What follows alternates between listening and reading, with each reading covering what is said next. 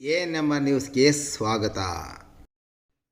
Kota note ಮುದ್ರಣ ಆರೋಪಿಗೆ ಸಹಕಾರ, ಮಾದಿಗ ದಂಡೋರ ಮುಖಂಡ ದೇವರಾಜ್ ಬಂಧನ. ಚಿಂತಾಮಣಿ ಗ್ರಾಮಾಂತರ ಪೊಲೀಸ್ ಠಾಣೆಯಲ್ಲಿ ದಾಖಲಾಗಿರುವ ಕೋಟಾ ನೋಟು ಮುದ್ರಣ ಪ್ರಕರಣಕ್ಕೆ ಸಂಬಂಧಿಸಿದಂತೆ ಆರೋಪಿಗೆ ರಕ್ಷಣೆಗಾಗಿ ಹಣ ಪಡೆದಿದ್ದಲ್ಲದೆ ಆರೋಪಿಯನ್ನು ಬೇರೆಡೆಗೆ ಸ್ಥಳಾಂತರ ಮಾಡಲು ಅನುವು ಮಾಡಿದ ಆರೋಪದ ಮೇಲೆ ಚಿಂತಾಮಣಿ ತಾಲೂಕಿನ ಜಂಗಮಸೀಗಿಹಳ್ಳಿ ಗ್ರಾಮದ ನಿವಾಸಿ ಹಾಗೂ ಮಾದಿಗ ದಂಡೋರ ಮೀಸಲಾತಿ ಹೋರಾಟ ಸಮಿತಿಯ ರಾಜ್ಯ ಪ್ರಧಾನ ಕಾರ್ಯದರ್ಶಿ 48 ವರ್ಷದ ದೇವರಾಜ್ರವರನ್ನು ಪೊಲೀಸರು ವಶಕ್ಕೆ ಪಡೆದು ವಿಚಾರಣೆ ನಡೆಸಿದ ನಂತರ ಬುಧವಾರ ಪ್ರಕರಣ ದಾಖಲಿಸಿ ನ್ಯಾಯಾಧೀಶರ ಮುಂದೆ ಹಾಜರುಪಡಿಸಿದ್ದು, ನ್ಯಾಯಾಧೀಶರು ನ್ಯಾಯಾಂಗ ಬಂಧನಕ್ಕೆ ಒಳಪಡಿಸುವಂತೆ ಆದೇಶಿಸಿರುವ ಘಟನೆ ನಡೆದಿದೆ.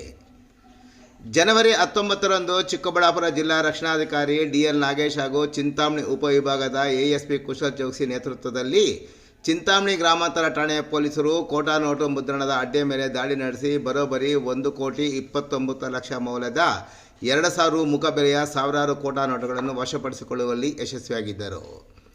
ದಾಳಿ ವೇಳೆ ಕೋಟಾ ನೋಟು ತಯಾರು ಮಾಡುತ್ತಿದ್ದ ಬೆಂಗಳೂರಿನ ಹೆಗ್ಗಡೆ ನಗರದ ನಿವಾಸಿಗಳಾದ ದಾವೂದ್ ವಾಸೀಂ ಹಾಗೂ ಶೇಖ್ ಹಿದಾಯತ್ ಹಾಗೂ ಸ್ಥಳೀಯ ಬಾರ್ನ್ ಫೌಂಡೇಶನ್ ಕಟ್ಟಡ ಉಸ್ತುವಾರಿ ನೋಡಿಕೊಳ್ಳುತ್ತಿದ್ದ ಚಿಂತಾಮಣಿ ತಾಲೂಕಿನ ಗಾಜಲಹಳ್ಳಿ ಗ್ರಾಮದ ಶಿವ ಎಂಬಾತನನ್ನು ಪೊಲೀಸರು ಬಂಧಿಸಿದ್ದಲ್ಲದೆ ನಂತರ ಪೊಲೀಸರು ತಾಲೂಕಿನ ಯರಳ್ಳಿ ಗ್ರಾಮದ ನಿವಾಸಿ ಆಲಿ ಗಾಜಲಹಳ್ಳಿಯಲ್ಲಿ ವಾಸವಾಗಿರುವ ರಾಜಪ್ಪ, ಶ್ರೀನಿವಾಸಪುರ ತಾಲೂಕಿನ ನೆಲವಂಕಿ ಹೋಬಳಿ ಕಶೆಟ್ಟಳ್ಳಿ ಗ್ರಾಮದ ಶಂಕರಪ್ಪರವರನ್ನು ಬಂಧಿಸುವಲ್ಲಿ ಯಶಸ್ವಿಯಾಗಿದ್ದಾರೆ.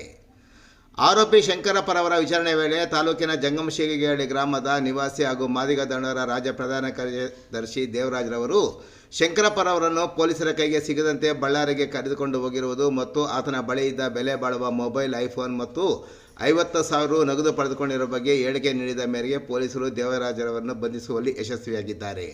ಸದ್ಯ ಕೋಟಾ ನೋಟು ಪ್ರಕರಣದಲ್ಲಿ ಇನ್ನೂ 2 ಆರೋಪಿಗಳು ಪತ್ತೆಯಾಗಬೇಕಾಗಿದ್ದು ASP ಕುಶಲ್ ಚೌಕ್ಸಿ ನೇತೃತ್ವದಲ್ಲಿ ಪೊಲೀಸರು ತನಿಖೆ ಚುರುಕುಗೊಳಿಸಿದ್ದಾರೆ.